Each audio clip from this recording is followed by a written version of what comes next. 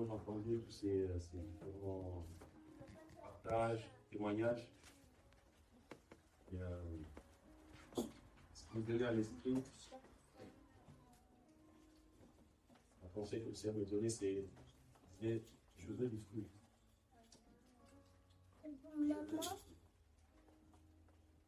Et vous savez, on a mal compris ce que c'est que servir le Seigneur. C'est quoi servir? Mais si on médite la parole, si on regarde la pensée biblique, on va comprendre que servir, c'est pas ce qu'on veut. Servir est l'homme. Ça n'a rien à voir avec venir devant et prêcher.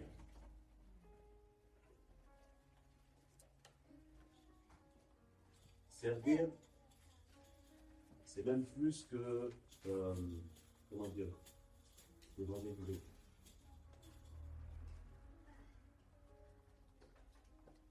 Le service qu'on rend aux hommes vient du service qu'on rend à Elohim. Et ça, c'est quelque chose qu'il ne faut pas négliger. Il ne faut pas négliger. Mais, et on va aller dans Romains chapitre 1.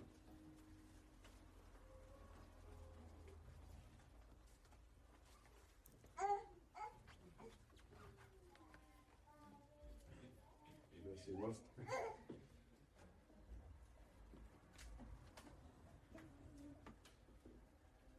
Donc, Romains chapitre 1, verset 9.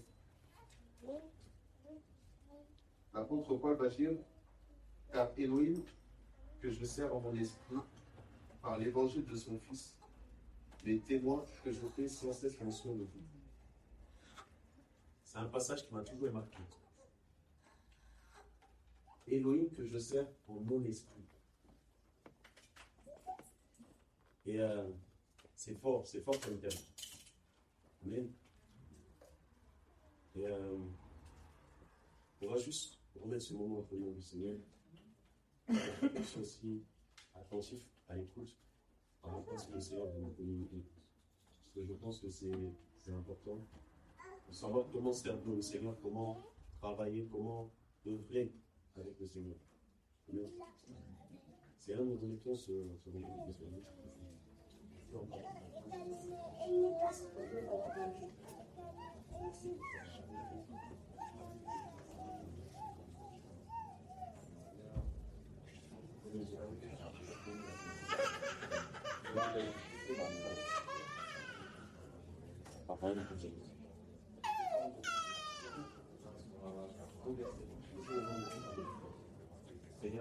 c'est quoi la parole quelle est dans les actions?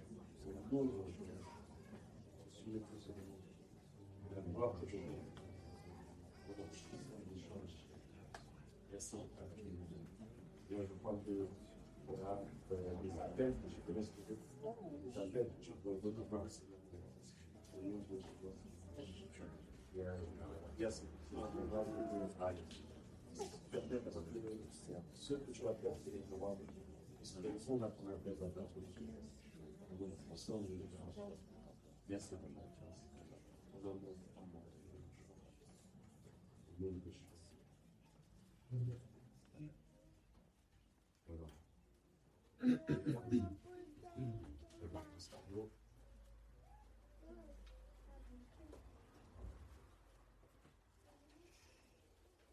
Et vous savez, le mot servir,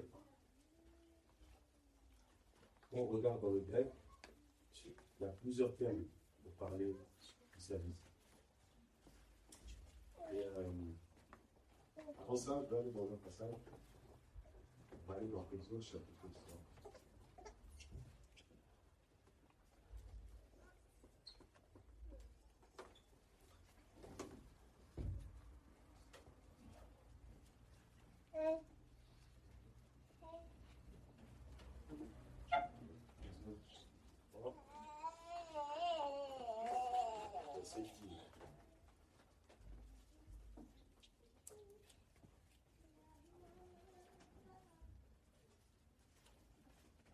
continue à partir du verset 11. Moshe dit à Elohim, qui suis-je moi? Oui, pour aller vers Pharaon. Oui, pour faire sortir les fils d'Israël d'Égypte. Il dit, oui, je serai avec toi. Et ceci sera pour toi le signe que c'est moi qui t'envoie. Quand tu auras fait sortir mon peuple d'Égypte, vous servirez Elohim sur cette montagne. Amen. La question que je me pose, c'est comment ils vont servir sur la montagne.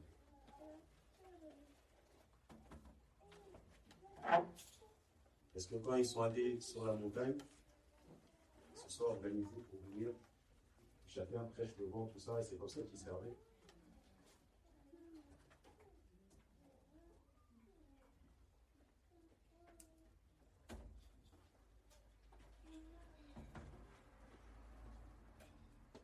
Quelles sont les premières choses qu'ils ont fait pour servir Elohim sur la montagne? Lorsqu'ils sont sortis de l'Égypte, qu'ils ont traversé le désert, ils sont retrouvés sur la montagne de Sinaï.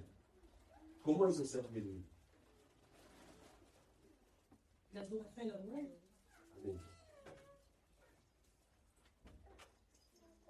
Vous allez voir dans d'autres passages, si vous lisez Exode, vous allez voir qu'il va dire, ils vont dire, on va, laisse aller mon peuple afin qu'il me serve.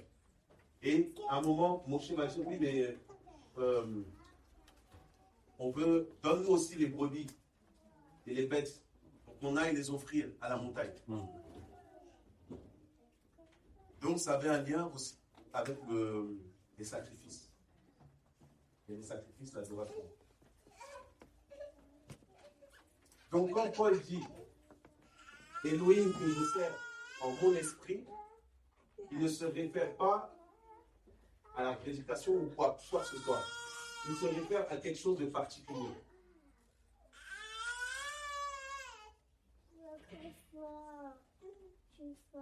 Et le mot servir ici dans Romains, je disais tout à l'heure, il y a plusieurs termes pour le service. Et le mot que Paul a utilisé, c'est un mot spécifique.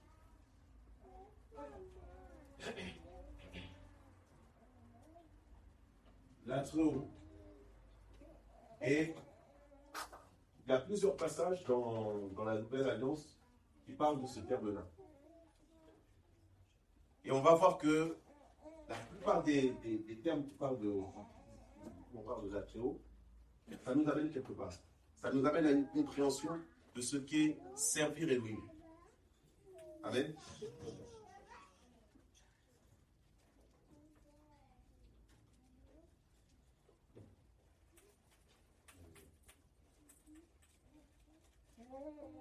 Oui, par exemple.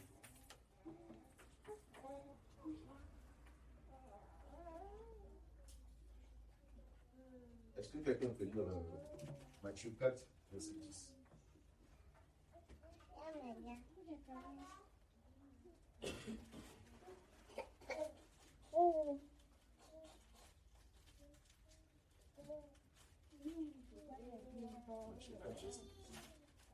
Je vais lire. Matthieu 4, verset 10. Alors Yahushua lui dit, retire-toi, Satan, car il est écrit, tu adoreras le Seigneur ton Elohim, et tu le serviras lui seul. Amen. Donc ici, le mot servir, là, c'est la très longtemps.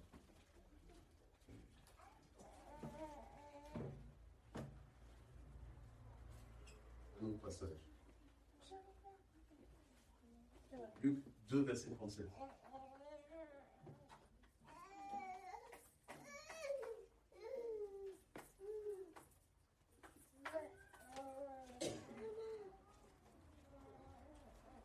Restée veuve et âgée d'environ 84 ans, elle ne quittait pas le temple, servant par des jeûnes et des supplications nuit et jour. Amen. Là, on parle de Anne, prophétesse, Elohim. Comment elle servait le Seigneur? On dit par des jeûnes et des supplications. C'était sa manière de servir Elohim, de rendre service à Elohim. C'est terrible, hein? Donc servir Elohim, c'est pas ce qu'on pense. Tu peux te tenir dans le secret, intercéder, et tu rends service à Elohim.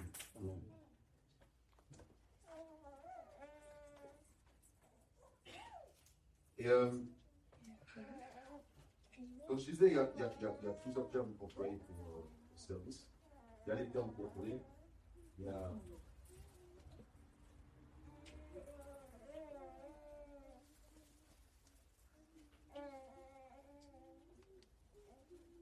là on parle des verbes.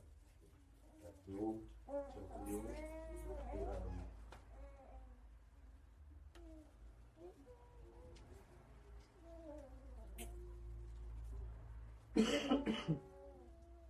et donc, si vous voulez, donc, la Théo, en fait, ça a trait à tout ce qui est service sacré. Ça a trait à tout ce qui est en lien avec le temple, le sanctuaire, de l'adoration, le culte. Et à l'époque, c'était le culte lévitique. Là, aujourd'hui, on est sous un autre ordre, l'ordre de Melchisédek. Amen. Diaconéo, donc c'est le service. Ça parle d'être, c'est les domestiques. Souvent, on emploie ça pour le ministère. On emploie ce terme aussi dans Éphésiens chapitre 4, quand on parle des 5 ministères, les apôtres, voilà, prophètes, docteurs, etc. Et on parle du service rendu aux hommes, souvent. Amen. Voilà. Et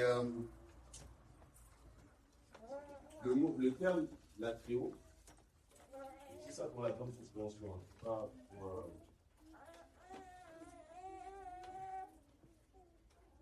en fait, c'est quelque chose qui m'a particulièrement touché. Ça vient d'un nom. Ça, c'est un verbe de Dieu. Ça vient de l'atria. Vous savez, quand on dit idolâtrie, c'est le service qu'on doit aux idoles. Dedans, il y a ce mot, l'atria. En fait, c'est idolâtria.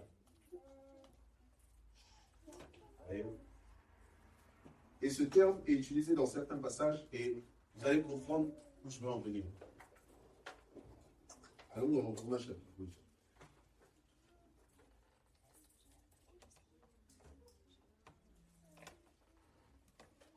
Maman.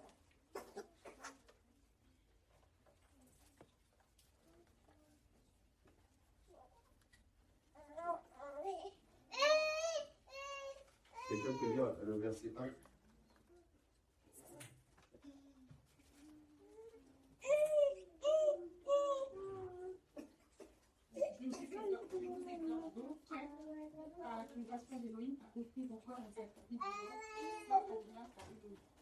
C'est votre service spirituel. Amen. C'est votre service sacré, spirituel. Alors, on a mis ce mot-là, il a été traduit par service sacré. On va voir, il y a au moins 4 passages où on parle de service sacré. Donc, c'est un lien avec notre adoration, vis-à-vis d'Élohim. Et tout à l'heure, dans les passages que j'ai pris dans l'épisode,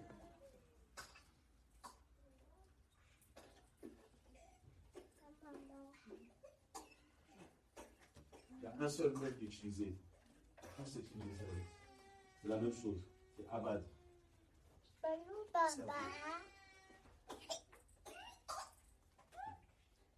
En fait, qu'est-ce que je veux dire par là?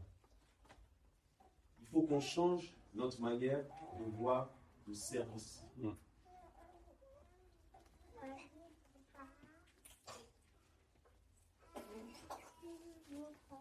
Servir Elohim, avant tout, c'est être à ses pieds.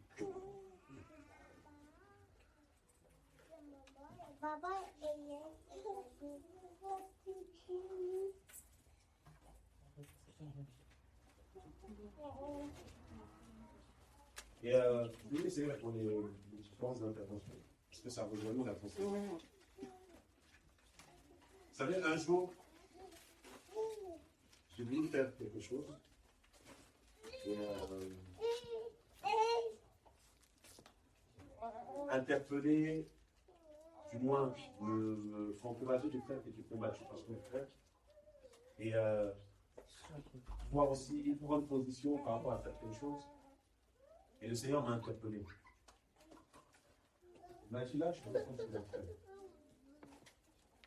Mais la personne que je te dis la vérité depuis longtemps, là, n'a pas encore appris.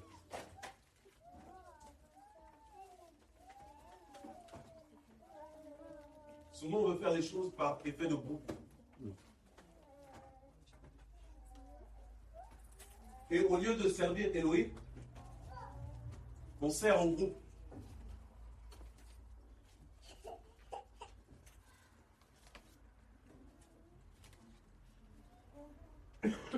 Servir Elohim, c'est simplement répondre à sa volonté.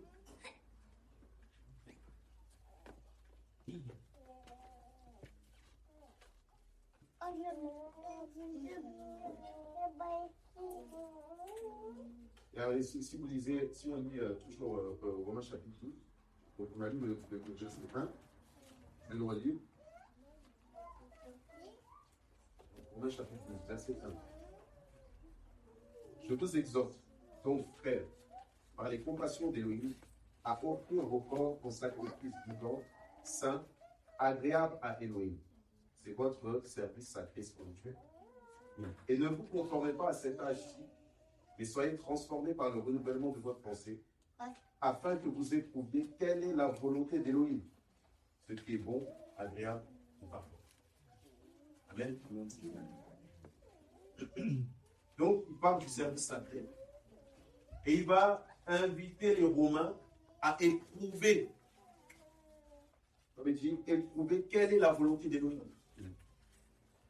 Voilà. Ce qui est bon, agréable et parfait. Vous comprenez, donc? Ouais. Vous savez? Ouais.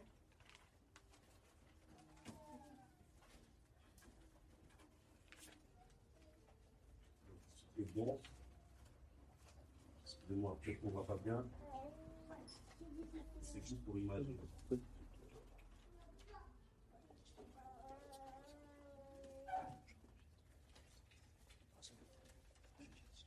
Souvent, on est juste dans ce qui est bon. On se contente de faire ce qu'on est censé faire.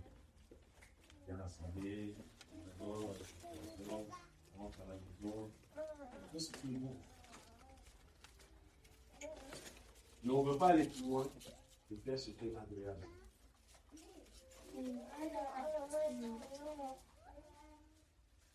Et certains, ils sont au niveau où ils font ce qui est agréable. Parce qu'au-delà de venir aux assemblées, ils viennent et témoignent de l'évangile à d'autres personnes. Ils témoignent de l'évangile à leur famille. Ils prêchent l'évangile. Ils vont évangéliser. Ils vont faire plein de choses, etc. Donc, ils sont dans l'agréable. Mais malgré ça, ils ne veulent pas aller plus loin et aller vers ce qui est parfait.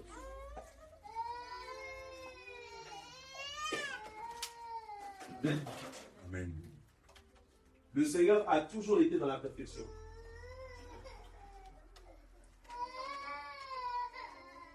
C'est important de le comprendre, de le saisir, de le réaliser. Sinon, quand tu vas être dans ce qui est bon, tu vas être satisfait. Quand tu vas être dans ce qui est agréable, tu vas être aussi satisfait. Or, le Seigneur peut t'amener à ce qui est parfait. Amen. Voilà.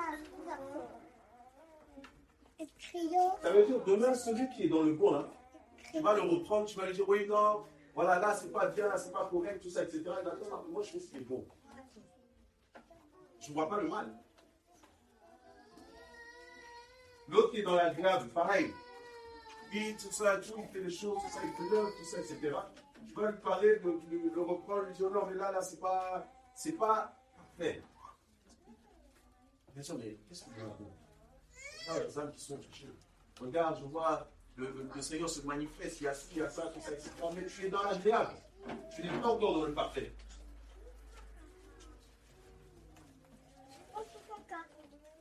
Tu ne peux atteindre le parfait qu'en étant en communion avec celui qui est parfait.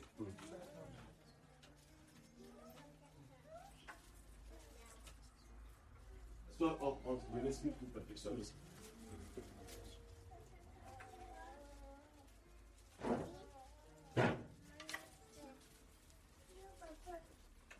il faut qu'on revienne à la source.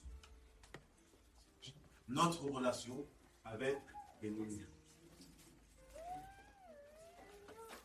Un jour, je parlais avec un frère et il me disait oui, voilà, je veux pas savoir beaucoup d'épreuves. Mais en gros, pour oublier les épreuves, les difficultés, je préfère exercer, travailler, voilà, faire le. Comme ça, je pense à mon chemin. Et frère, non. Servir là, c'est pas ça.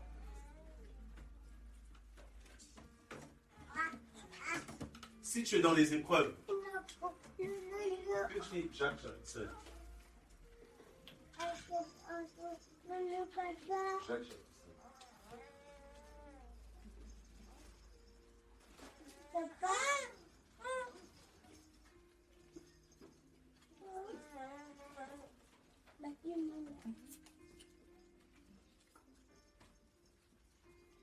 verset 13.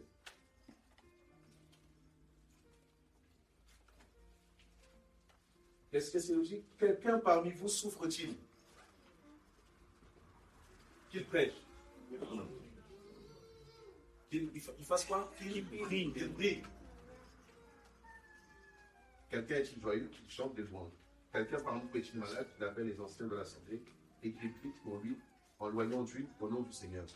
Et la prière de la foi sauvera le malade et le Seigneur le relèvera. S'il a connu des péchés, ils seront repris. Et le verset 13, quelqu'un parmi vous souffre-t-il, qu'il prie. Mais nous, on a remplacé la prière par les hommes, la communion avec les hommes, et par le service. Alors que le seul capable de te restaurer là, c'est le Seigneur.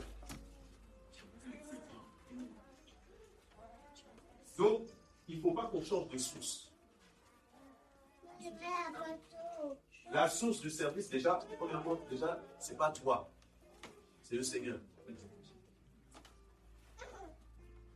C'est lui qui t'appelle, qui met des choses dans ton cœur et il te conduit.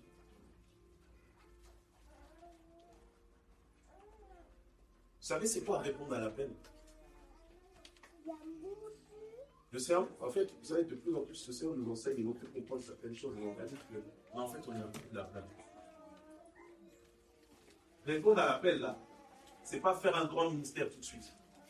C'est pas ça, répondre à l'appel.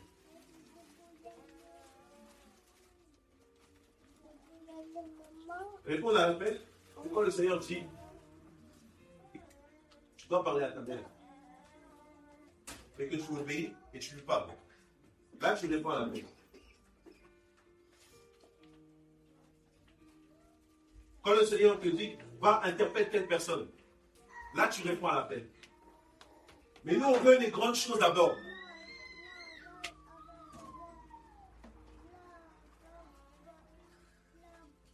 On veut les grands ministères. Sur YouTube, tout ça, etc. Être connu, tout ça, etc. Mais dans les petites choses, on n'est pas fidèle. Un manque de fidélité.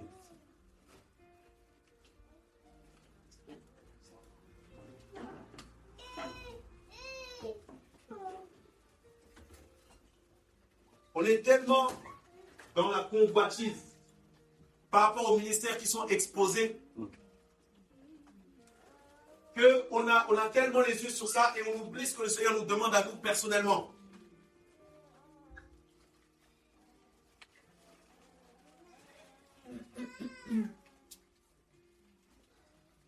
Qu'est-ce que le Seigneur te demande?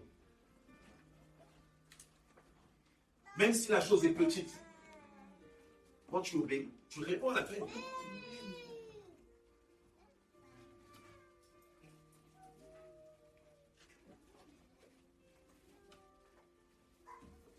Le Seigneur te dit, arrête la distraction.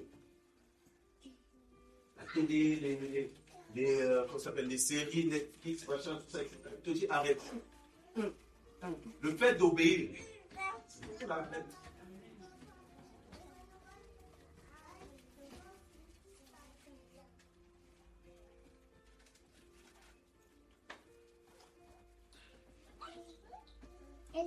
Et malheureusement, beaucoup de personnes sont tombées dans le piège d'aspirer aux grandes choses sans être fidèles aux petites choses.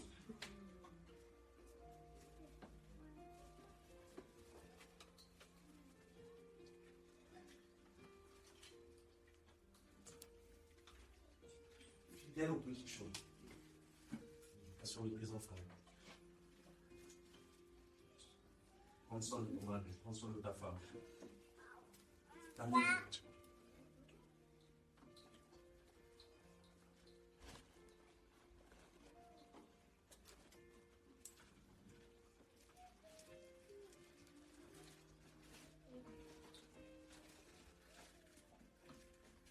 Comment on a compris le service?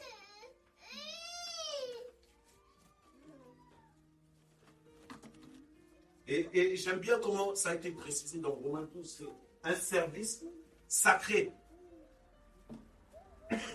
C'est saint, c'est pur. Parce que ça vient du maître. C'est lui qui fait son œuvre et qui décide de faire ce qu'il veut avec qui il veut.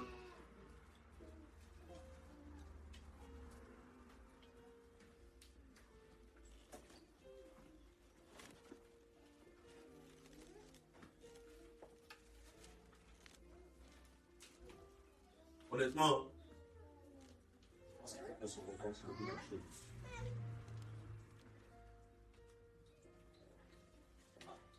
Vous savez, moi j'observe un peu frères, sœurs, qui m'écoutent. Beaucoup servent le Seigneur pour se soulager la conscience, c'est tout.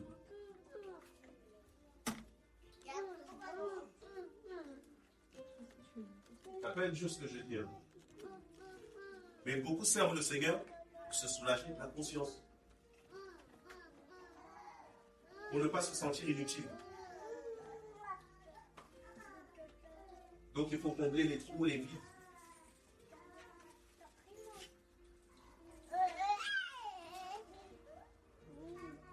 Ils ne servent pas le Seigneur par conviction.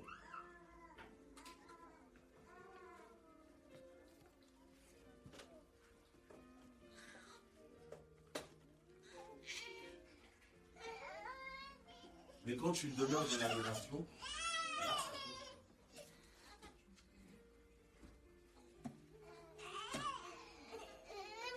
et je ne dis pas qu'on n'a pas d'obligation en tant qu'enfant du Seigneur. On a des obligations.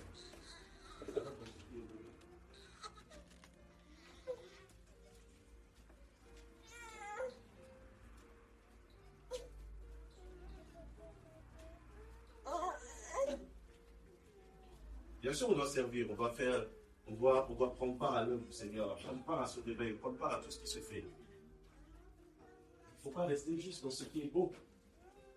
Il faut aller vers l'agréable et vers le parfait.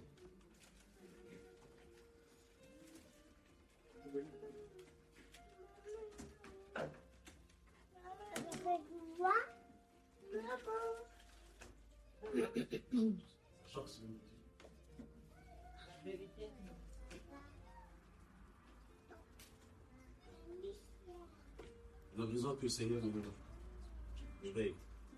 Et vous savez, à cause de cette mauvaise notion du service, beaucoup vont rester à l'enlève. Ils auront l'impression d'avoir fait beaucoup de choses pour le Seigneur. Mais quand le Seigneur viendra, imagine que tu ne m'as pas servi.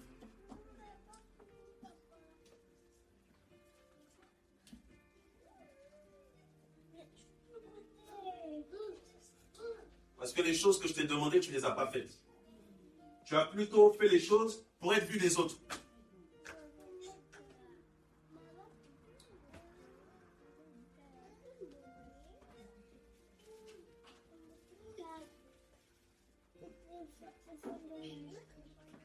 Des fois, on emploie même des stratégies parce qu'on sait que si je me mets à tel poste, peut-être on va me voir, ou telle personne qui est levée va me voir et peut-être j'aurai une certaine faveur, tout ça.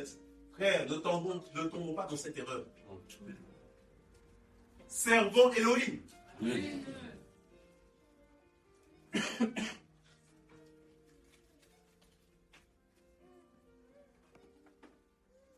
Ne cherchons pas à avoir des positions stratégiques. Cherchons à être agréables à Elohim.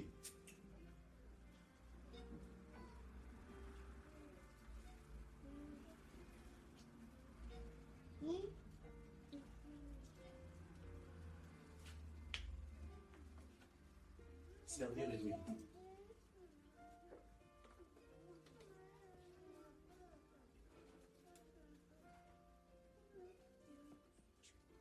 Ah, c'est bien. On va aller dans Hébreu.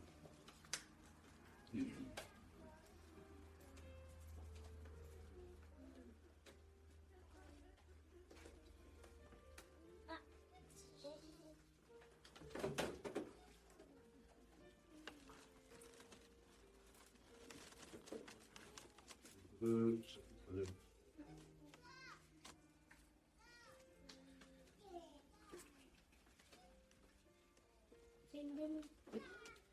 Du verset 1 au verset 6. Je vais lire. Hébreux chapitre 9, verset 1 au verset 6. En effet, la première alliance avait donc aussi des ordonnances du service sacré et le sanctuaire terrestre. Car on avait construit un premier tabernacle appelé le lieu saint, dans lequel se trouvait le chandelier ainsi que la table et l'exposition des pains. Et derrière le second voile était le tabernacle appelé le Saint-Esprit, ayant un encensoir d'or et l'arche de l'alliance recouverte d'or de tous côtés, dans laquelle il y avait le vase d'or contenant la manne et la verge d'Aaron qui avait fleuri et les tablets de l'alliance. Et au-dessus de l'arche, les chérubins de gloire couvrant de leur fond notre savoir. Ce n'était pas le moment de parler sur ce sujet en détail. Or, ces choses étant ainsi préparées, les prêtres accomplissent le service sacré, les prêtres qui accomplissent le service sacré entrent en effet en tout temps dans le premier tabernacle. Et, en fait, dans tout ce passage, lorsque vous voyez service sacré, c'est la prière. Et dès le premier verset, on nous parle de la première alliance. On nous dit que cette première alliance avait des ordonnances du service sacré. Des ordonnances. Et nous qui sommes de la nouvelle alliance, vous savez que donc l'ancienne est l'image de la nouvelle. Amen. Donc, dans la manière dont on doit servir le Seigneur, il y a des ordonnances, des principes, des lois. Et parmi ces ordonnances-là, alors, il faut bien comprendre que sous la Torah, sous l'ancienne alliance, la Torah était basée sur la prêtrise lévitique. Ceux qui servaient au temple, ceux qui pouvaient démonter le tabernacle, le remonter quand il paraissait par le désert, c'était leur charge. Et les prêtres étaient seulement des fils d'Aaron, eux seuls pouvaient entrer dans le lieu saint. Amen. Et entrer dans le lieu très saint. Et tout le monde ne peut pas faire n'importe quoi. Une personne qui n'était pas de la tribu de Lévi, encore moins qui n'était pas prêtre, ne pouvait pas entrer comme ça dans le temple. Amen. Qu'est-ce que je viens de parler? Servir Elohim, selon ses ordonnances, c'est servir Elohim étant à sa place. Dans la fonction que le Seigneur t'a donnée. Pourquoi? Parce qu'on est dans un service sacré.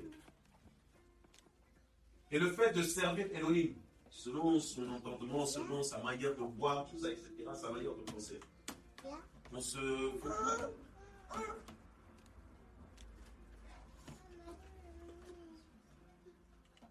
fait. Amen.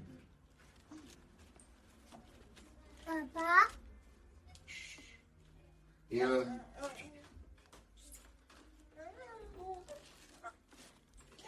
dans 1 Chronique chapitre 13, il est.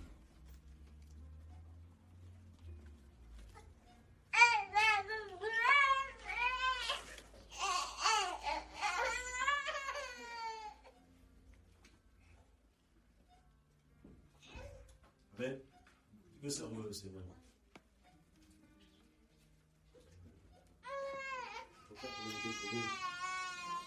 Amen.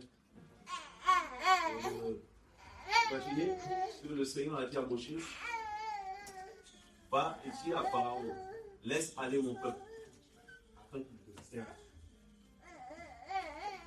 Donc la raison pour laquelle tu es sorti de l'Égypte, c'est du monde, pour lequel le Seigneur t'a délivré, t'a sauvé, c'est pour le servir. C'est ta raison de vivre. Donc comment le servir? Juste avant de lire en Chronique chapitre 13, Vous savez, dans les choses basiques, qu'est-ce que les prêtres faisaient dans le et tu restais? Il y avait quoi dans le temple? Je vais partager ça à l'intérieur, dans le sein. Il y avait l'arche. Donc ça, c'est dans le sein des saints. D'accord? Il y avait quoi d'autre? Il y a plein de propositions. Pas d'autres encore. C'est le chandelier. Le chandelier, très bien, ouais. Il manque Le bâton. comment?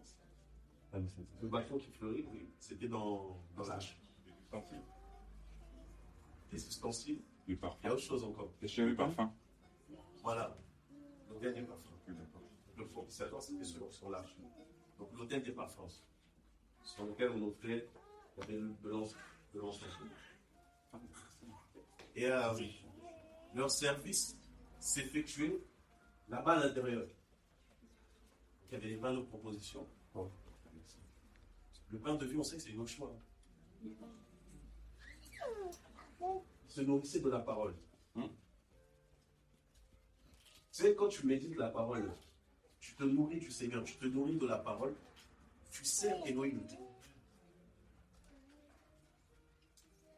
Tu la médites et tu la mets en pratique. Quand tu fais ça, tu sers Elohim. À l'intérieur aussi, il y avait le chandelier, tout ça, etc. Donc le chandelier, c'est l'image de l'église, oui, mais il y avait des lampes. Donc là, c'est la parole aussi. Il y avait aussi l'autel des parfums, la prière, l'intercession. On nous parle dans l'Apocalypse de la fumée du monde qui était la prière des saints. Donc comme je disais tout à l'heure, quand tu intercèdes, quand tu pries, c'est un service que tu rends à Elohim. Donc voilà, je parlais du service qu'on rend aux hommes et du service qu'on rend à Elohim. Le service qu'on rend à Elohim est plus important que le service qu'on rend aux hommes. Pourquoi? Parce que le service qu'on rend aux hommes provient du service qu'on rend à Elohim.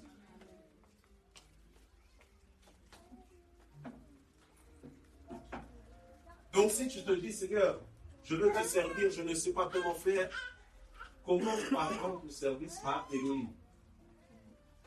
Et le service rendu aux hommes va fouler tout seul.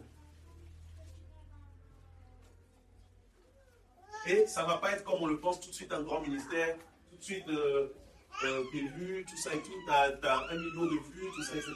C'est pas ça. Dans les petites choses. Mais je parle à ton collègue de travail. Parle à telle personne. Telle chose comme ça. Va dans tel endroit. Et toi, tu ne t'en rends pas compte. Tu te dis, Seigneur, je prie pour toi, machin, tout ça, etc. Mais en obéissant comme ça, tu es en train de le servir.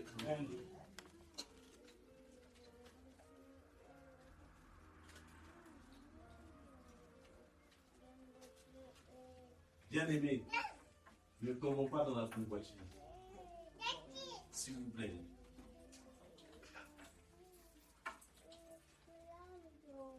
tu vois une grande femme d'héroïne, fraîche, le feu, tout ça, etc. Seigneur, comme ça. Mais qui t'a dit que le Seigneur t'appelle à être comme ça? La personne est un vase que le Seigneur utilise pour t'édifier toi, mais ça ne veut pas dire que toi, tu vas aussi prêcher comme ça.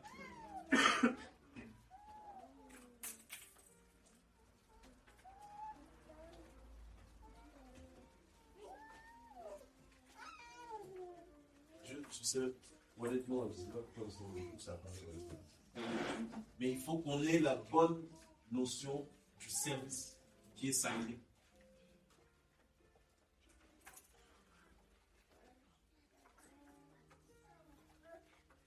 Ne faisons pas les choses par défaut. Parce qu'il faut le faire.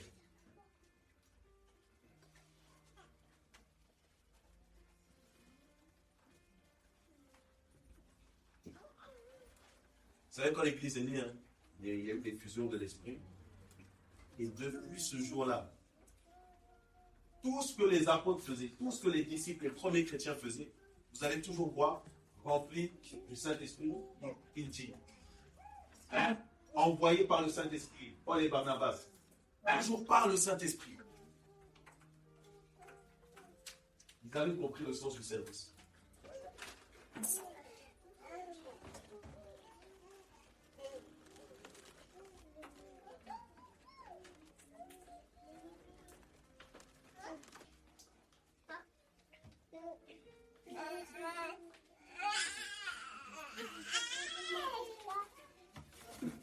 Pourquoi? Parce que dans notre esprit, la notion du service qu'on a là, c'est toutes les grandes choses.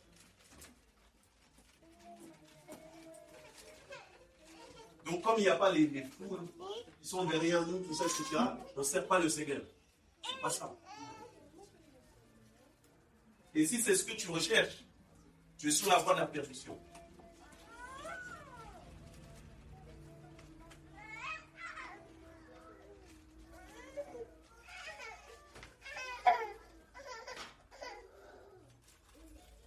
Les cantiques que le Seigneur te donne, il veut que tu les partages. Qu'est-ce que tu en fais? Tu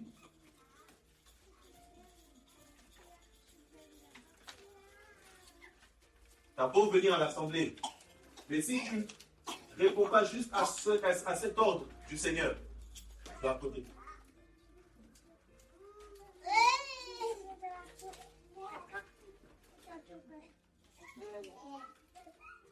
Vous savez ce qui nous empêche souvent d'obéir au Seigneur, d'entrer dans le service sacré? C'est le regard des hommes.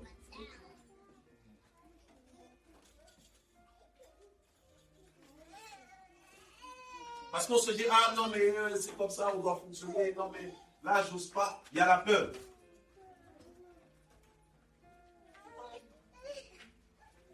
Et du coup, au lieu d'obéir au Tout-Puissant qui a créé les hommes, tu vas ne pas lui obéir et plutôt être dans la crainte des hommes.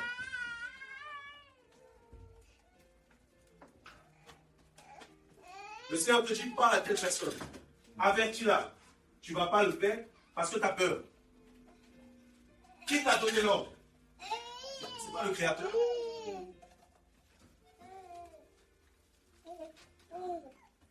Et si c'est le Créateur, tu crains, pourquoi?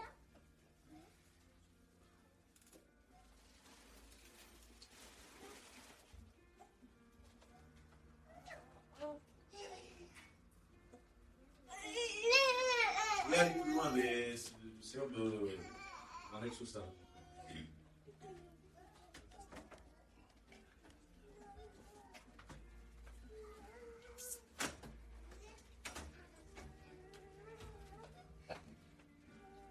C'est plus le temps de se cacher pour se cacher.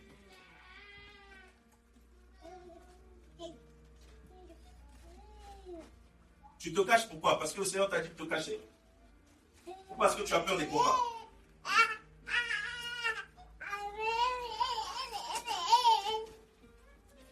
Que le Seigneur dit à quelqu'un?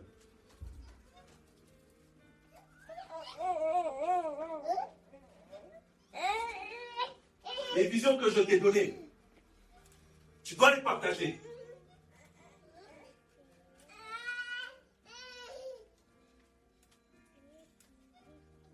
Il y a quelqu'un là qui a eu un songe sur quelqu'un.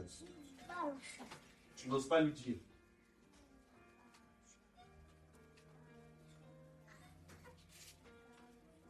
Tu dois parler.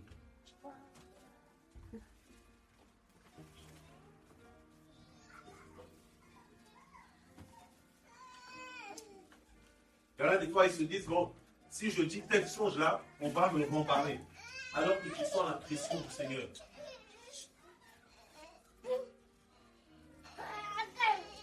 Alors que c'est un message que le Seigneur t'a donné pour sauver la personne.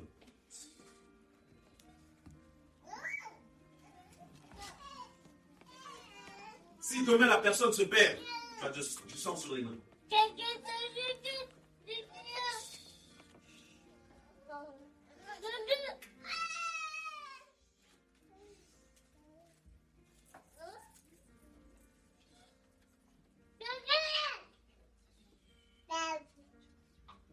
Si tu reçois quelque chose de la part du Seigneur, un message de la part du Seigneur, tu dois libérer ce message. Même si c'est devant un dirigeant, quelqu'un qui a des responsabilités, quelle que soit la personne, tu dois libérer le message. Parce que le Créateur est au-dessus de tous.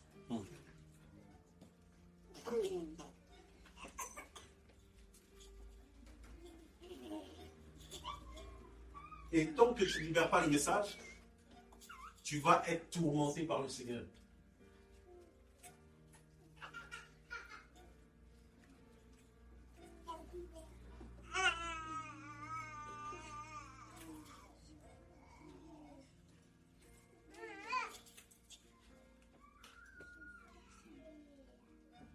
Qui est-ce que nous servons?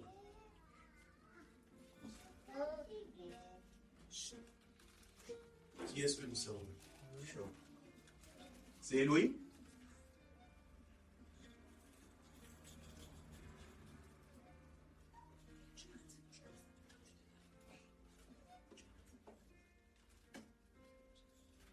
Qu'est-ce qu'on attend?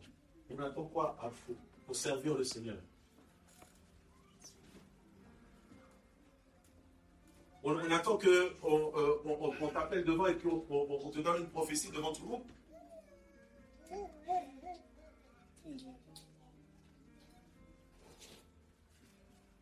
Le service, il vient du secret. Quelle est ton intimité avec le Seigneur?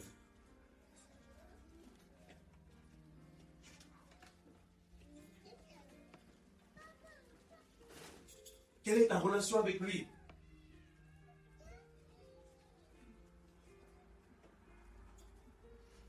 Il faut qu'on change notre manière de servir Elohim, de servir le Seigneur.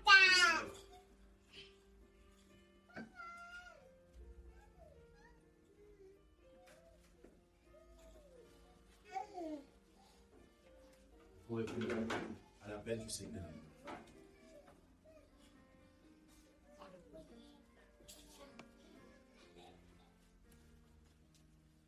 Même les sorciers parmi nous doivent répondre à l'appel. Doivent servir Elohim. Parce que le Seigneur les appelle depuis longtemps. Pour qu'ils abandonnent et qu'ils se mettent à servir Elohim véritablement. Et qu'ils témoignent de nous.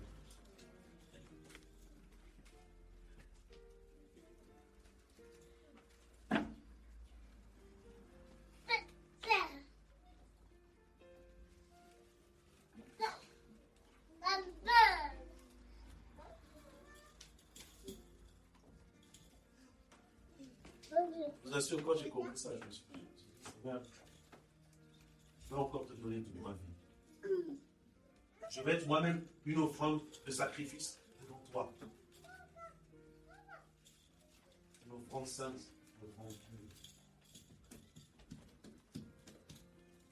Comment peux-tu vouloir essayer de servir Dieu? Tu es encore dans le péché. Je ne sais pas aimer.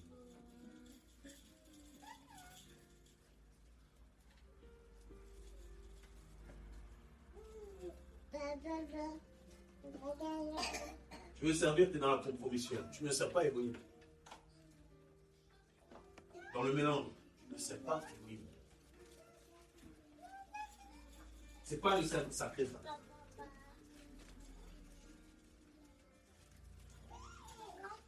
voyez, le passage que je disais tout à l'heure, Paul il disait Elohim que je sers en mon esprit. Ça se référait au culte qui rendait à Elohim.